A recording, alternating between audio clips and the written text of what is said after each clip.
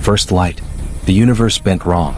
That was Captain Elena Vasquez's first coherent thought as the Horizon's Echo tore through the fabric of space-time and emerged into normal space with a shudder that rattled every bolt in her ship's frame. Alarms shrieked across the bridge.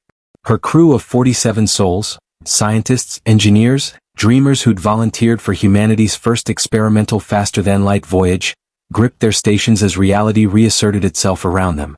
Report. Elena's voice cut through the chaos, steady despite her racing heart. FTL drive offline, called out Chief Engineer Maria Santos from her station, fingers flying across holographic displays. We've got cascade failures in the quantum matrix. Whatever happened, we're not jumping again without serious repairs. Dr. James Park, the expedition's chief linguist and cultural specialist, looked up from his sensor array, his face pale. Captain, navigational data is wrong. The stars don't match any known configuration. Elena felt ice in her veins. Define wrong, James? We're not in the Alpha Centauri approach corridor. We're not anywhere near Sol system. He pulled up a holographic star map that rotated slowly, highlighting their position as a blinking red dot in an ocean of unknown constellations. Based on stellar density and galactic arm positioning, I estimate we're 40,000 light-years off course. Deep into unexplored space. Silence gripped the bridge. 40,000 light-years. Even with their experimental drive working perfectly, that would take decades to traverse. And their drive was decidedly not working. All right, Elena said, forcing confidence into her voice. We've trained for the unexpected. We're explorers, this is just more exploring than we planned. Maria, how long to get the drive operational? Minimum 2 weeks if everything goes perfectly. More likely a month. We'll need to fabricate replacement components. Maria's dark eyes met Elena's. Captain, we're completely alone out here. No, Elena corrected gently. We have each other. That's never nothing. Begin repairs immediately. James, start long-range scans. Let's find out what neighborhood we've dropped into. What they found would change everything. 300 light-years away, in the heart of the Terran Empire's Central Command Citadel, alarms of a different kind began to sound. Vex Cormath, High Commander of the Terran Defense Fleet, studied the sensor data with 4 of his 6 eyes while his primary hands manipulated the holographic display. His chitinous exoskeleton gleamed under the command center's blue luminescence as he absorbed the impossible readings. Confirm this data, he commanded, his voice resonating through the chamber with the harmonic undertones of his species. Confirmed, High Commander, replied Sensor Overseer Thilix. Massive spatial distortion detected in Sector 794. Energy signature completely unknown. Nothing in our archives going back 12,000 years matches this pattern. 12,000 years. The Terran Empire had ruled this region of space for longer than most species existed.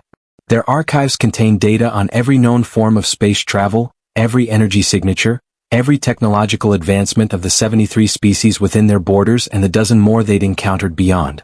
This was none of them. Classification. Vex demanded. Unknown origin. Unknown technology. Unknown threat level. Thilix's voice carried an edge of fear, an emotion Kethrans rarely displayed. High Commander, the energy release from their arrival was equivalent to a stellar event. Whatever created this signature possesses power we cannot categorize. Vex Cormath had not risen to his position by being indecisive. Sound the alert. I want battle groups from sectors 7 through 12 converging on those coordinates. Send the emergency summons to the High Council. And Thilix, he fixed all 6 eyes on his subordinate. Activate the deep space communication web. If this is an invasion force, I want every system warned. Within hours, panic rippled across dozens of star systems. The unknown was the greatest fear of any advanced civilization, and humanity had just become the Terran Empire's worst nightmare. Captain, we've got company. Elena rushed to the sensor station where James was tracking multiple contacts appearing at the edge of their detection range. How many? 15, no 23, contacts still appearing. They're coming from multiple vectors, converging on our position. James's fingers trembled slightly as he refined the data. Captain, these are big. Biggest one reads at least 3 kilometers long. Elena's mind raced. First contact protocols had been part of her training, but those assumed humanity would be doing the approaching, not being surrounded by unknown vessels in alien space. Time to intercept? At current speeds, approximately 4 hours.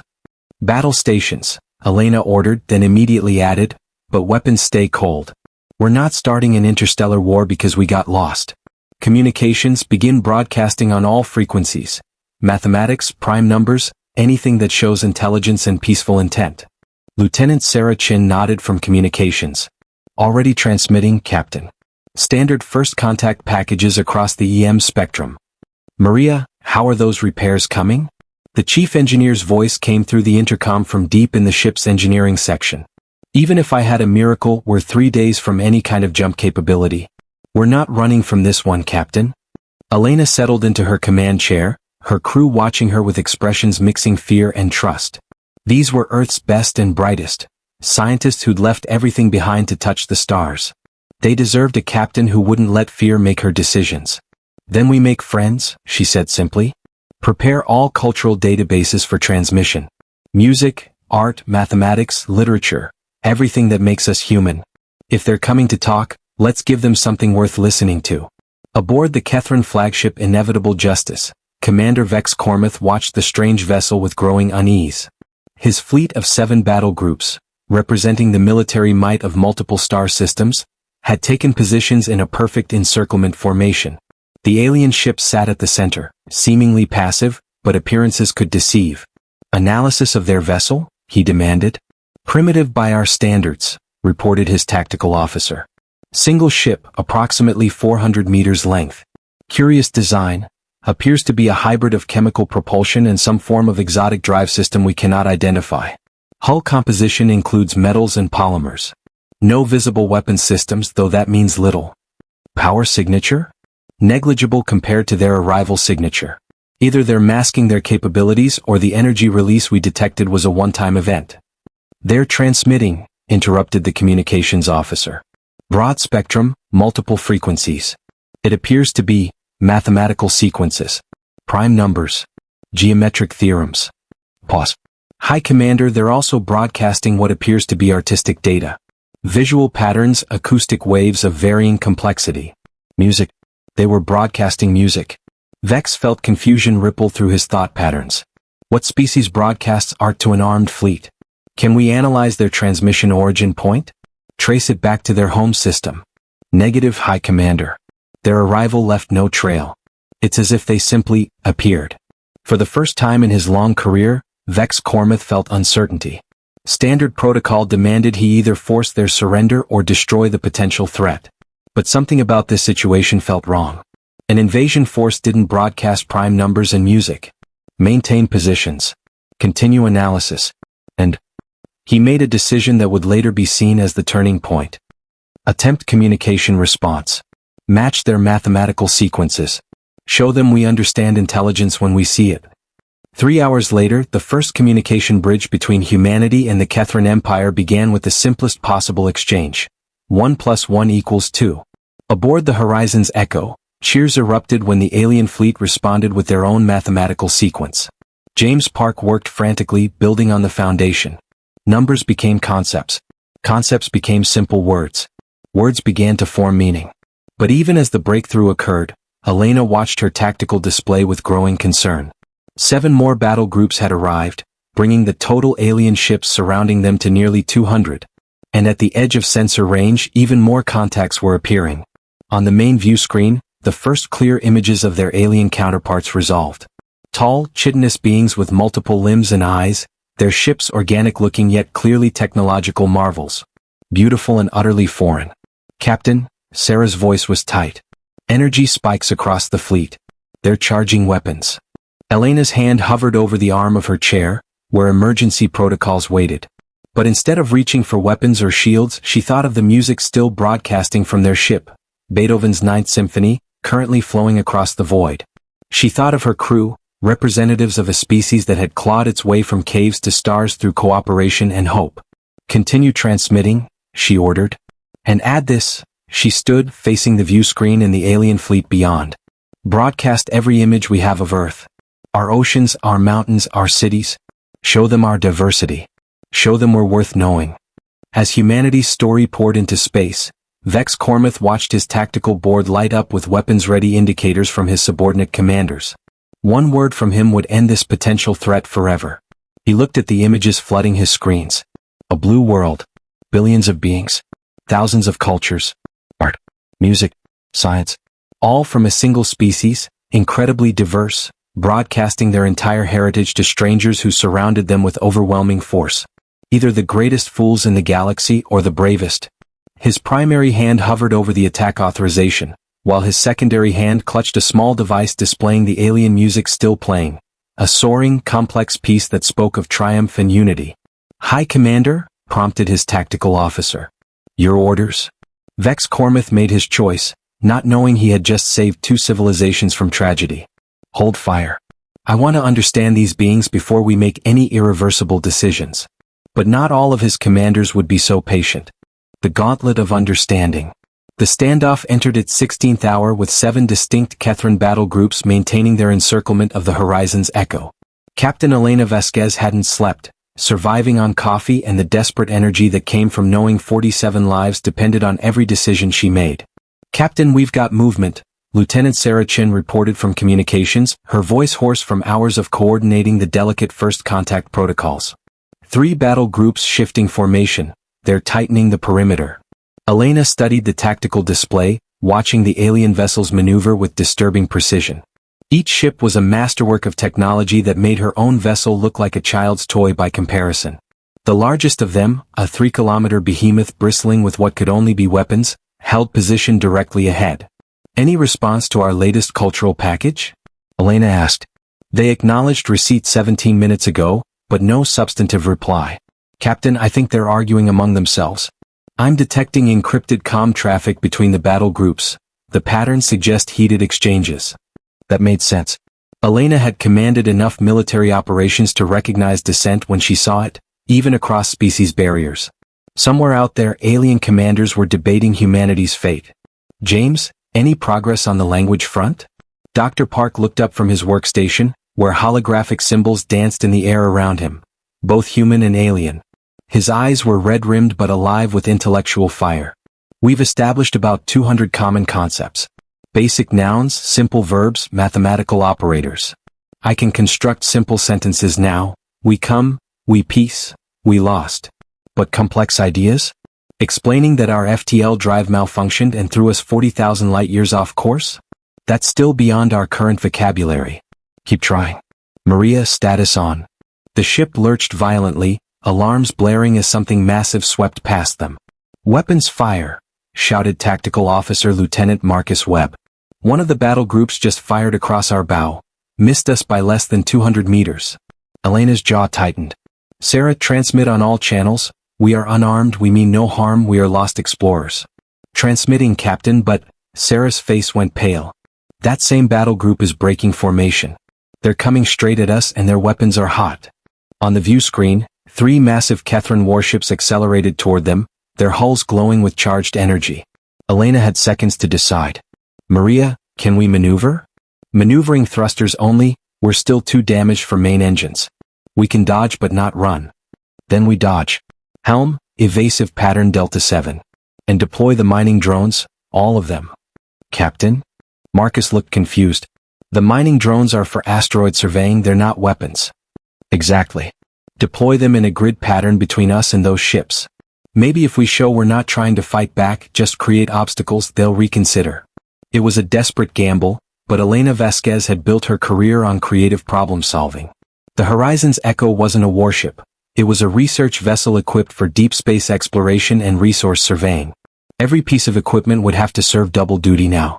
The ship shuddered as 24 mining drones launched from their bays, spreading into a defensive screen. Each drone immediately began broadcasting the same peaceful mathematical sequences, turning the space between humanity and the attacking aliens into a field of electronic harmony. "They're not slowing down," Marcus reported. "Then we get creative. Maria, can we use the drones as communication relays?" Over the intercom, Maria's voice carried a note of sudden understanding.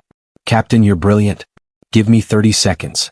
Those 30 seconds felt like hours as the Kethran warships closed distance, their weapons charging to full power. Elena watched the tactical display, calculating vectors and probabilities, her mind racing through scenarios. "Done." Maria called out. "Every drone is now a transmitter, amplifying our first contact packages and broadcasting on frequencies we couldn't reach before." The effect was immediate and startling.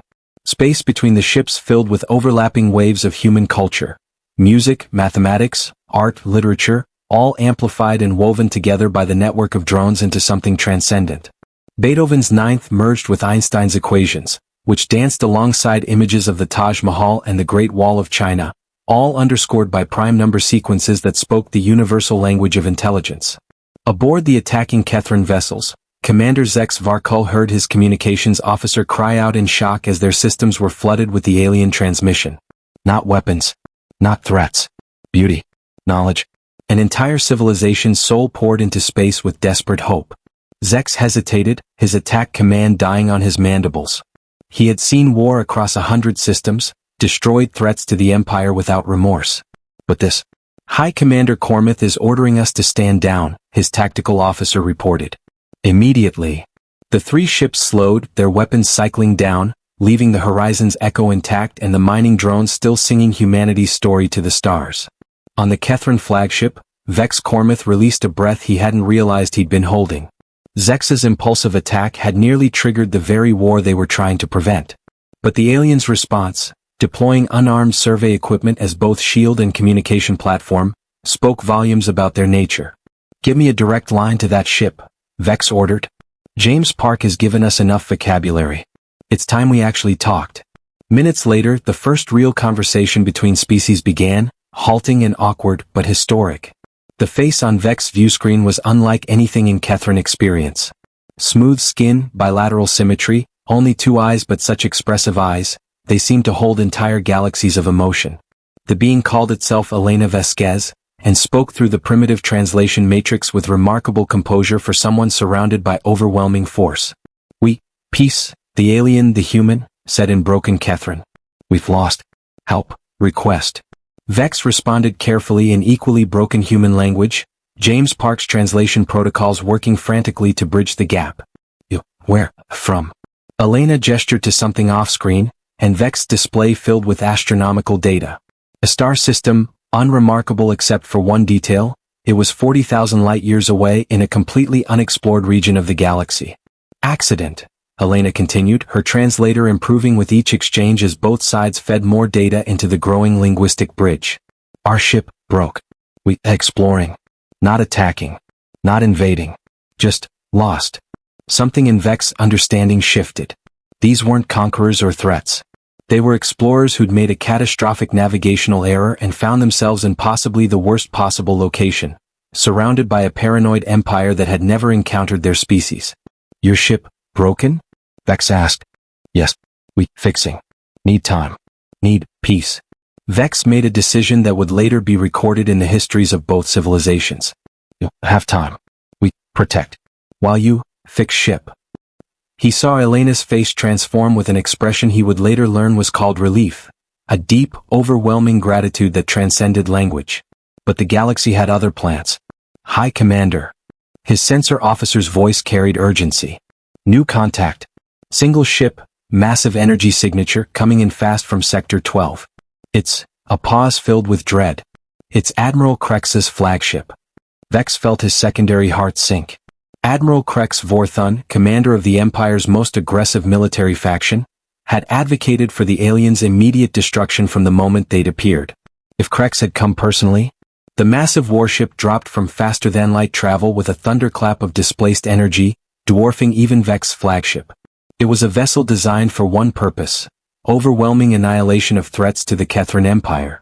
"This is Admiral Krex Vorthun," came the transmission broadcast across all channels. "I am assuming command of this operation. All ships prepare to fire on my mark. The alien vessel will be destroyed for the security of the Empire. Krex, belay that order." Vex transmitted urgently. "These beings are not hostile. They're lost explorers whose technology allowed them to appear in our space without warning, whose power signatures exceed our entire fleet, and whose origins cannot be verified." Krex's voice was hard as neutronium. "Commander Cormith, your hesitation is noted and will be reviewed. Step aside or be removed from command." Elena watched her tactical display fill with new threat markers as the massive alien warship's weapons powered up. They'd come so close to peaceful contact, and now, "Captain, what do we do?" Marcus asked, and she heard the fear in his voice, fear shared by every soul aboard. Elena Vasquez thought of her crew, of Earth waiting 40,000 light-years away, of the bridge of understanding they'd begun to build with Vex Cormith. And she thought of humanity's greatest strength, the ability to find solutions where others saw only problems. Maria, I need you to do something impossible. My specialty, Captain. What do you need? Remember that experimental EM pulse system we developed for disabling rogue satellites? The one that's never been tested at full power. Captain, that system was designed for precise, limited-range work. If we push it to full power, it might burn out our entire electrical grid. And even if it works, its range is... Could it disable that warship without killing anyone aboard? Pause. Then, in theory, yes. It would overload their systems, force an emergency shutdown. But Captain, we'd be defenseless afterward.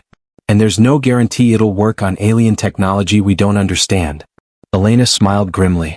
But it's better than being destroyed without trying. And maybe, just maybe, it'll show them we could fight back but choose not to. You're gambling our lives on alien psychology, Captain. I'm gambling our lives on the hope that intelligence and compassion exist everywhere in the universe. Charge d'impulse. Target that flagship. And pray I'm right. 30 seconds later, as Admiral Krex's fleet prepared to fire, the Horizon's Echo released a pulse of electromagnetic energy that rippled across space like a wave, non-lethal but devastatingly effective. Admiral Krex's flagship went dark, every system simultaneously shutting down in protective mode. The same happened to the 6 warships closest to it, massive vessels suddenly helpless, drifting on momentum alone. But every other ship in the fleet, including Vex Cormith's flagship, remained operational, the pulse carefully calibrated to affect only those vessels actively targeting the human ship. The Horizon's Echo itself went dark moments later, its power grid burnt out exactly as Maria had predicted, leaving it defenseless in space. The message was unmistakable: we could have destroyed you. We chose mercy instead. Commander Vex Cormith stared at his tactical display in absolute astonishment. The aliens had demonstrated the ability to neutralize the Empire's most powerful warships without firing a single lethal shot, then voluntarily disarmed themselves. Around him, his bridge crew sat in stunned silence. "High Commander," his communications officer finally spoke. "Admiral Krex is hailing us on backup emergency channels. He's demanding to know what happened. Tell him," Vex said slowly, "that he just witnessed the most remarkable act of restraint in military history. And tell him that if he still wants to destroy those beings after seeing what they just did, then the Empire has lost its soul." He opened a channel to the dark human ship, floating helpless in space. "Captain Vasquez, we understand. We help you now. Your ship, we fix. You are safe." On the Horizon's Echo, running on emergency batteries, Elena heard those words and felt tears stream down her face. Around her, her crew embraced, laughed, cried, emotions pouring out after 16 hours of terror. They had gambled everything on the hope that even strangers could recognize courage and choose compassion. And they had won. The bridge between stars. The emergency session of the Kethran High Council convened in the Grand Deliberation Chamber on their homeworld of Kethros Prime, a massive amphitheater where representatives from 73 subject species gathered to debate the Empire's direction. But today, only Kethran voices would be heard. This matter was too sensitive for outsider ears. Or so they thought. High Counselor Mix Tharval, eldest of the ruling body, activated the holographic display at the chamber's center. The image showed the human vessel Horizon's Echo, now surrounded not by weapons but by repair ships and supply craft, as Kethran engineers worked alongside humans to restore the damaged ship. "For 12,000 years, Mix began, his voice resonating through the chamber, "our empire has maintained order through strength and vigilance. We have never encountered a species we could not categorize, understand, and either integrate or neutralize. Until now." The display shifted, showing the recording of the human ship's electromagnetic pulse disabling Admiral Krex's fleet, and the crucial moment where it could have destroyed those vessels but chose not to. "These beings appear in our space with technology we cannot explain, demonstrate capability to defeat our most powerful warships, then voluntarily disarm themselves and request peaceful contact." Mix swept his gaze across the council.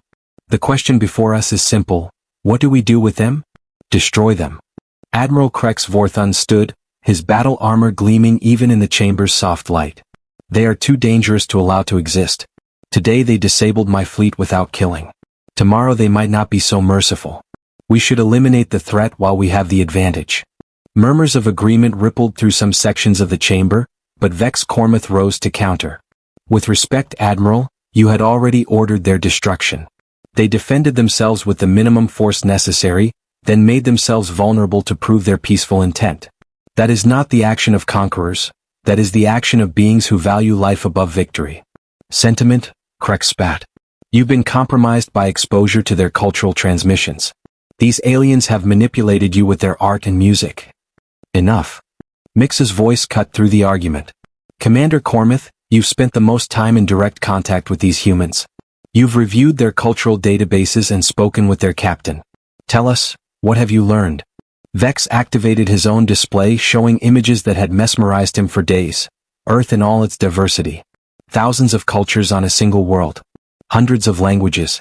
Art spanning millennia. Scientific achievement climbing from stone tools to faster-than-light travel in an evolutionary eye blink. They call themselves humanity, Vex began, and they are unlike any species we have ever encountered. Their homeworld, Earth, contains more cultural diversity than our entire empire. They have warred with themselves for their entire history, yet somehow transformed that conflict into cooperation. They reached their stars not through conquest but through collective effort. He zoomed in on specific images. The Great Library of Alexandria, the Apollo moon landing, the International Space Station, the unified Earth government's formation. Look at their timeline. 3,000 years ago, they were divided into thousands of tribal groups. 1,000 years ago, they still fought wars over religious differences and territorial disputes.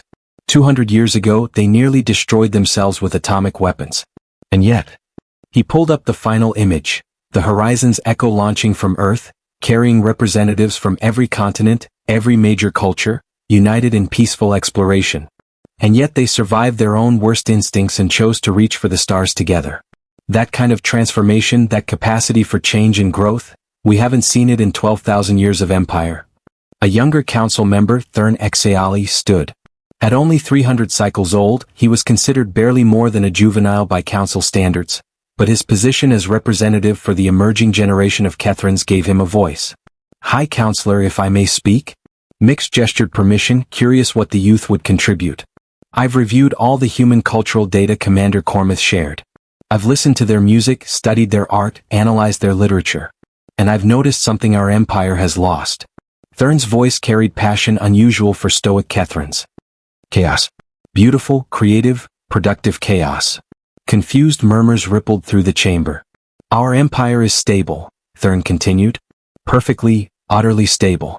We have not had a significant technological breakthrough in 3,000 cycles. Our art follows the same patterns it has for millennia. Our society is predictable, orderly, unchanging.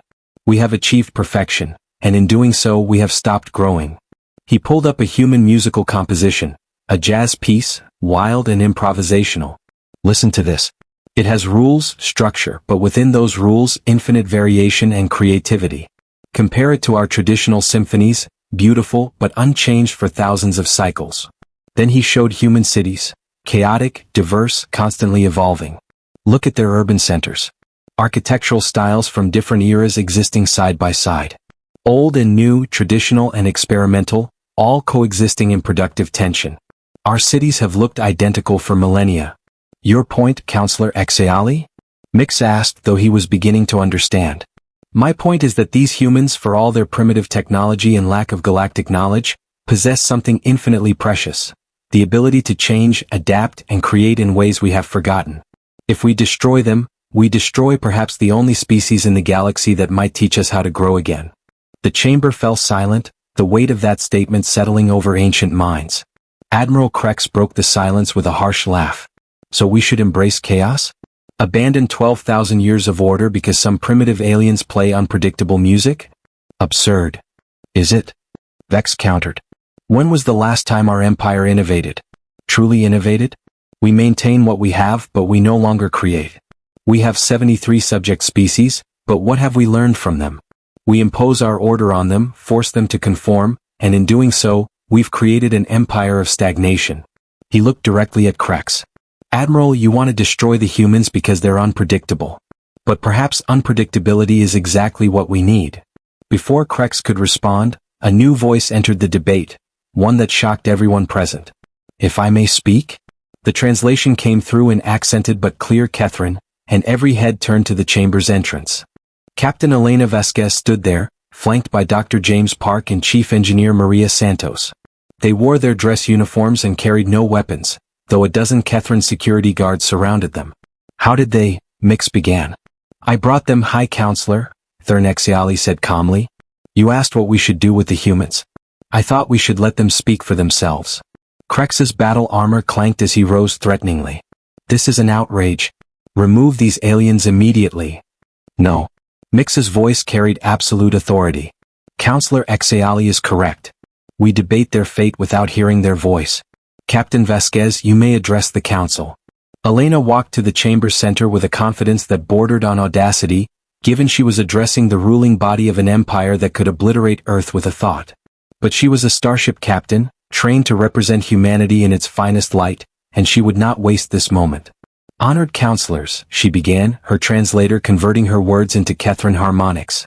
"3 weeks ago my ship and crew made a terrible mistake. Our experimental drive failed, and we appeared in your space without warning or permission. We understand your fear and your suspicion. If an unknown vessel suddenly appeared in Earth's orbit, we would respond exactly as you did, with caution and military readiness." She pulled up a holographic display showing Earth. "But here is what we hope you'll understand about humanity. We are a species defined by our mistakes and our ability to learn from them.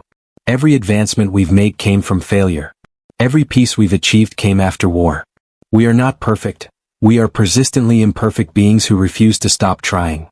Elena changed the display to show human history, the good and the terrible, hiding nothing. Wars, genocides, environmental destruction, slavery, colonialism. This is who we were. We don't hide our shameful past. These atrocities happened. We learned. We changed. Not perfectly, we still struggle with prejudice, with greed, with fear. But we chose to struggle rather than surrender to our worst instincts. Then she showed the counterpoint. The civil rights movement, the end of apartheid, the formation of the United Nations, the reconciliation councils that ended the resource wars, humanity's collective effort to reverse climate change. And this is who we're becoming. Not through conquest or domination but through cooperation. We have 200 nations on Earth, speaking 7,000 languages, practicing dozens of major religions and philosophies. We could have unified through force. Conquerors arose throughout our history. But each time, we ultimately rejected that path and chose diversity, chose the harder work of cooperation. She turned to address Admiral Krex directly. "You see us as a threat because we're unpredictable. And you're right, we are. We're unpredictable because we're still growing, still changing, still becoming. The humans who launched my ship are already different from the humans who will welcome us home. We evolve not just biologically but culturally, philosophically, morally. It makes us chaotic. It makes us difficult to categorize. But it also makes us endlessly adaptable." Maria Santos stepped forward, adding her voice. "You want to know our greatest technology? It's not the FTL drive that accidentally brought us here. It's our ability to take 73 different disciplines, put them in a ship together, and have them work as a unified crew toward a common goal. That's what the Horizon's Echo represents, engineers and artists, scientists and philosophers, all finding strength in our diversity." James Park concluded, "You've built an empire of order. We offer an alliance of creative chaos. Not to replace what you have, but to complement it. Imagine what we could achieve together, your stability and our adaptability, your ancient wisdom and our fresh perspectives. You could teach us the lessons of millennia. We could remind you why exploration and growth matter." The chamber sat in absolute silence as the three humans finished. Then Mix Tharval did something unprecedented in council history. He laughed. A deep, resonant sound that echoed through the amphitheater. 12,000 years, he said, and never has anyone spoken to this council with such audacity. Captain Vasquez, you address the rulers of 73 species, surrounded by guards who could end your life with a thought, and you lecture us on our need for chaos." He laughed again. "I find myself persuaded by your sheer courage alone." Thern Exiali seized the moment. "High Counselor, I propose formal first contact protocols. Establish a joint research station at the site where the humans arrived. Share technology, culture, knowledge. Grant them safe passage home, but with the invitation to return as honored friends of the Empire." "Seconded," Vex Cormath said immediately. "Opposed?" Admiral Krex growled. "This is madness." "The Council will vote," Mix declared. "All those in favor of formal alliance with humanity?" The vote was not unanimous. Krex and his faction stood firm in opposition. But 67% of the council raised their primary hands in approval, and with that gesture the galaxy changed forever. 6 months later, the Joint Research Station Bridge of Stars floated at the exact coordinates where the Horizon's Echo had first appeared in Kethran space. It was a marvel of combined engineering, Kethran structural technology housing human creativity in layout and design, creating spaces where both species could work comfortably. Captain Elena Vasquez stood in the station's observation deck, watching the Horizon's Echo undergo final preparations for its journey home. Kethran engineers had not merely repaired the human ship, they'd enhanced it, sharing carefully selected technologies that would cut the return voyage to mere weeks instead of decades. Strange to think it all started with a malfunction, said Thurn Exiali, joining her at the viewport. The young Kethran diplomat had become humanity's strongest advocate within the Empire, and his friendship with Elena had bridged more gaps than any formal protocol. The best adventures usually do, Elena replied. We came to explore the galaxy and accidentally became ambassadors for chaos. Productive chaos, Thurn corrected with what Elena had learned to recognize as Kethran humor. The council is still debating your cultural database. 300 counselors spent 40 cycles arguing about something you called jazz music. Did they reach a conclusion? They agreed that it made no sense and therefore must be studied further. Thurn's mandibles clicked in amusement. You've infected us with curiosity, Captain.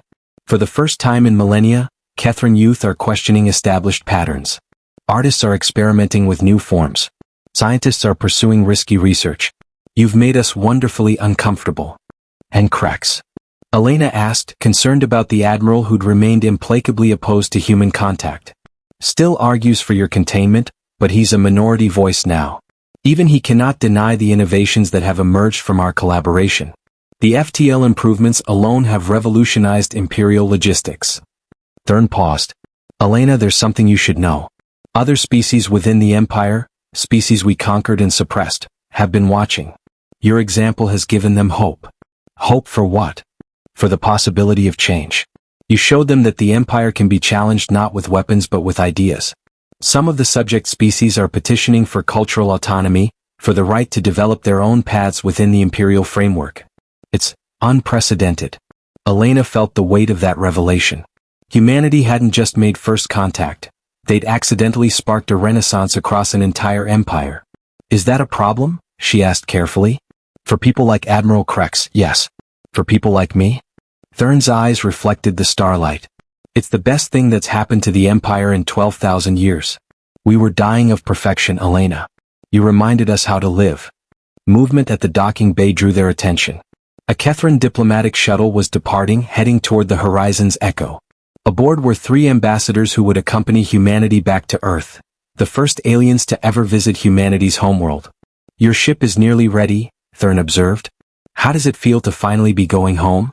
Elena smiled, thinking of Earth waiting 40,000 light-years away, of the friends and family who'd given her up for lost.